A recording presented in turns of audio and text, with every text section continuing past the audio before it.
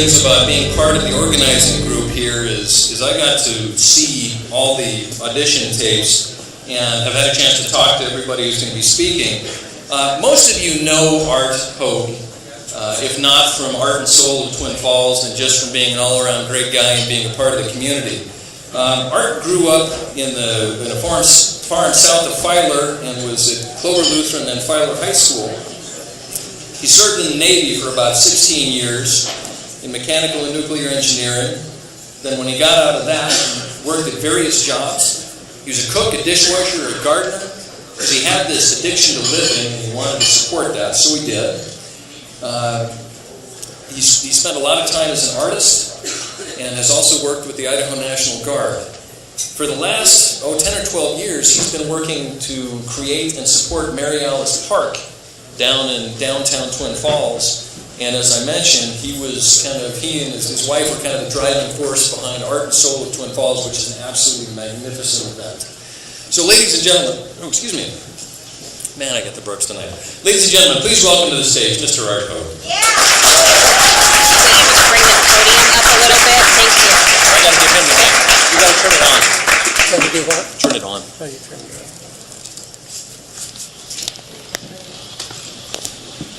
That's good. You got it? I'm just going to leave that right there. Wow, there's a lot of people out there. I didn't expect this. My story starts a long time ago. Actually, part of my story goes back to the Revolutionary War.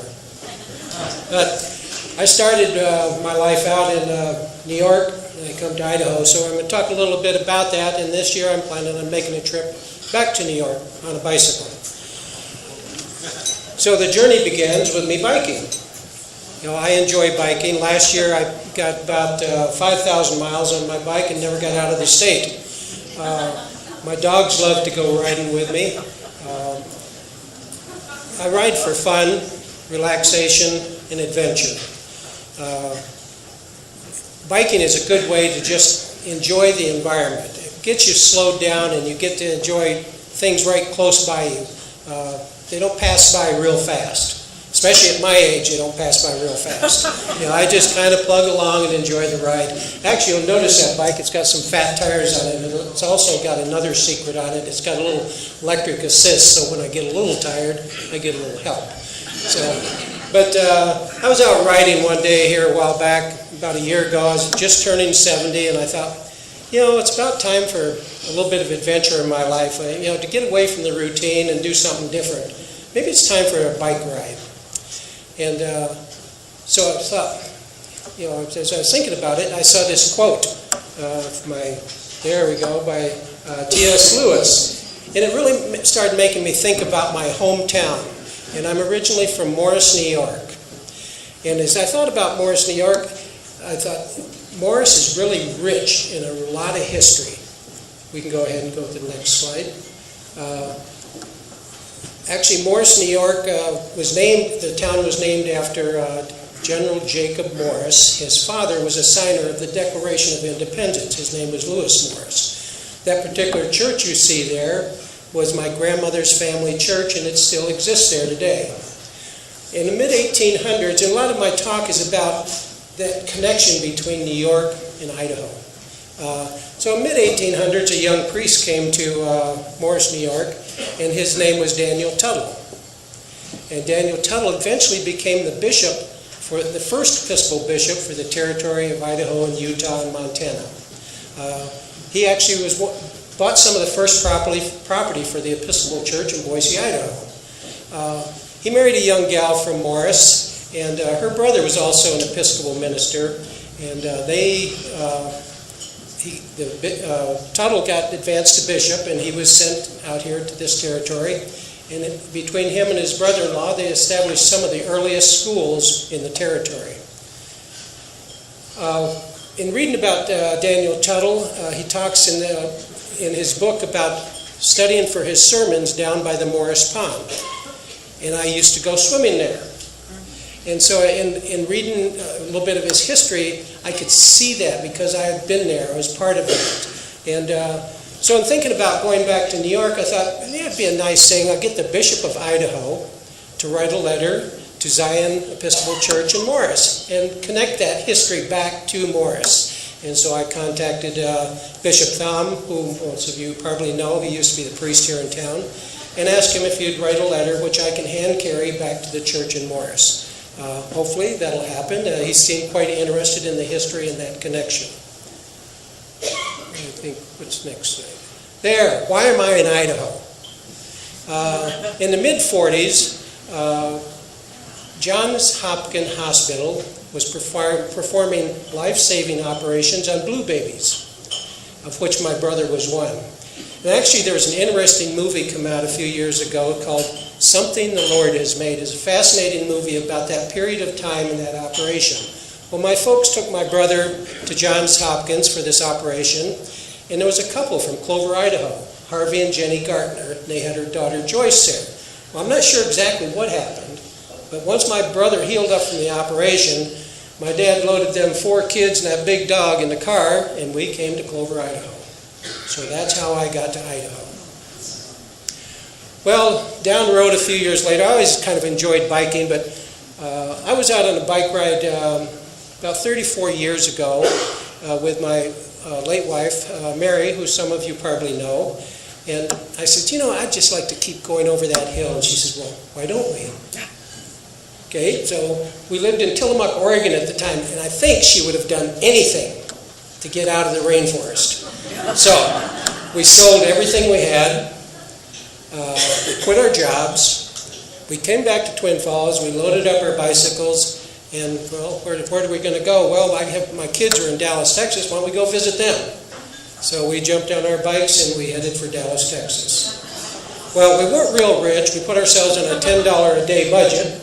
And, of course, she wanted to be in a campground where there was showers. There was electricity for this hair dryer she was dragging along. I don't know what the hair dryer was for, but she was dragging along.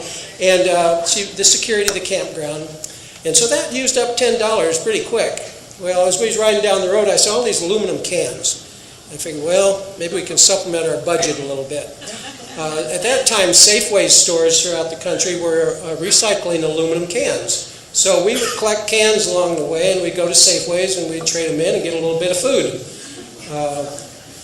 So that helped out a little bit. Now, when we was first day out, we was just outside of Burley. There was a whole truckload of grain, wheat dumped on the ground there.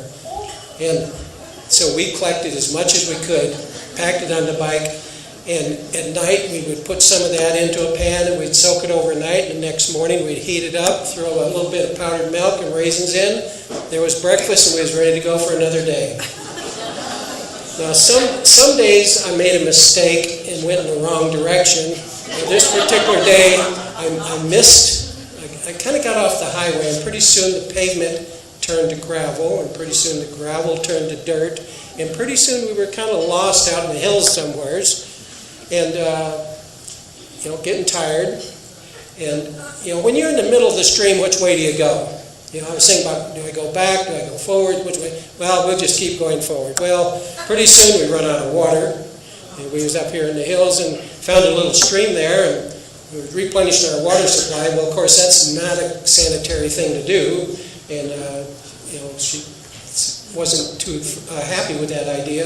But if I was going to drink it, she was too. If I was going to die up there, she was too. So we cooled off, we got a little water, and we were still surviving. That day we had 6 flat tires.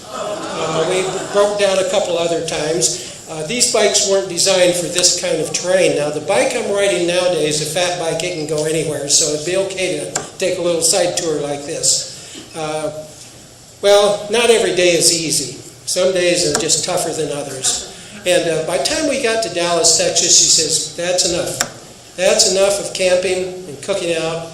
We're going to either stay in hotels and eat in restaurants, or I'm taking a bus home. So we shipped our camping gear, and we shipped our cooking supplies home. That got rid of about 60 pounds of weight off our bikes. But now, we was having to ride 120, 130 miles some days to find a hotel. You could find one maybe within the 30 or 40 mile range, but she was tired of this trip and she wanted to get home. And so we pushed on, and so some of the days were pretty long. We covered about 2,800 plus miles on that trip, but it was quite an adventure. So as I think about biking today and biking cross country, it's something I've done before, and there's ways I'd do it different. Well, here's the typical Idaho bikers. Everybody in the country is going to have a whole different idea of what Idaho's about and what bikers about when they see us coming down the road. So one day I come home and I told Bonnie, I said, okay, it's time for a bike ride.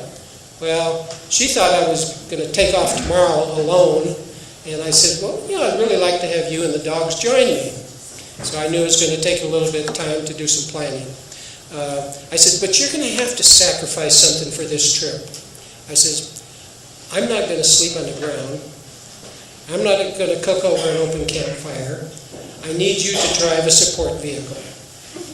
And so I will have a comfortable place to relax at night. I'll have a place to plug in my bike, a place to plug in my computer and my iPhone, and you can even bring along a hair dryer. We'll plug that one in too. So we went out, we found ourselves the support vehicle. The dog said, okay, that looks pretty good. And so we got that, and then got Bonnie some driving lessons and teaching her how to navigate and operate the motorhome, and she's still in training. And so we're pretty much all set for the trip. She needed to find a way to be off work for 3 months, and I needed to find a way to cover Mary Alice Park for 3 months. So I thought, I'd hire somebody to oversee the park. Well, how are we going to pay for it? Well, maybe we could find a corporation that was willing to sponsor us for this trip, and they could cover the operation of the park, and then we in turn could be their advertisement across country. Well, we found the ideal company. This company has their roots 8 miles from my hometown in Morris. They're from New Berlin, New York, 8 miles from my hometown. And of course now they have a place here. They've been following me around the country. So when we presented this idea, actually Robin Dover helped us make the contact with them. When we presented this idea to them, they thought that was quite intriguing and they wanted to be part of it. So they offered to cover the operation of the park for the summer, but they also wanted to do more. They want to encourage the community to get behind this ride and get behind supporting Mary Alice Park. And they will match any money that's contributed to Mary Alice Park by this community during the period of this ride. So I'm grateful for Chobani and what they're doing. So our trip will be kind of a home-to-home, Chobani plant-to-plant ride. We're going to start on May 1st from here in Twin Falls. We'll probably have a kickoff event at Mary Alice Park on May 1st. And hopefully arrive in Morris, my hometown, by July 2nd. Now that means we got to cover about 50 miles a day. We can't mess around too much on the trip out there, but 50 miles is better than 130. So I think we can do it. Now you can follow us on my Facebook page, or on Mary Alice Park webpage. I have a blog page set up on there. And I'm going to do video links to it as we go along on a daily basis. And you can click on Where's Art, and I've got a little thing that will create a breadcrumb trail across the country. And on every half-hour basis, you'll be able to see where I'm at. And so you can keep track of me. Actually, I got this thing originally because Bonnie wanted to keep track of me when I went out riding. And so she always knows where I'm at. Now, somebody said, the way to get around that is you get somebody to go ride your bike while you hang out at the bar. So that's our adventure coming up for the summer. And anybody can ride a bike. If you can ride a bike across town, you can ride a bike across country. And if you're not in shape now, you will by the time you get there. So get on that bicycle and ride. Get on that bicycle and ride. In the sunny skies all along the ocean side, just ride, ride, ride, ride, ride. They're doing it in Union, Havana, and Shanghai. Even folks in Boston town are giving it a try. Blowing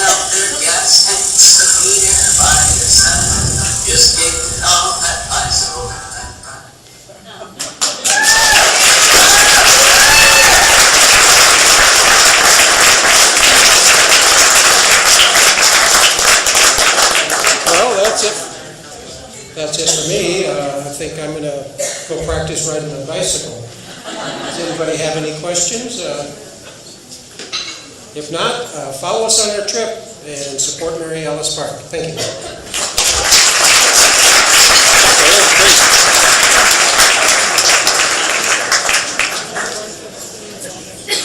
I don't know how many of us have the guts to make a trip like that.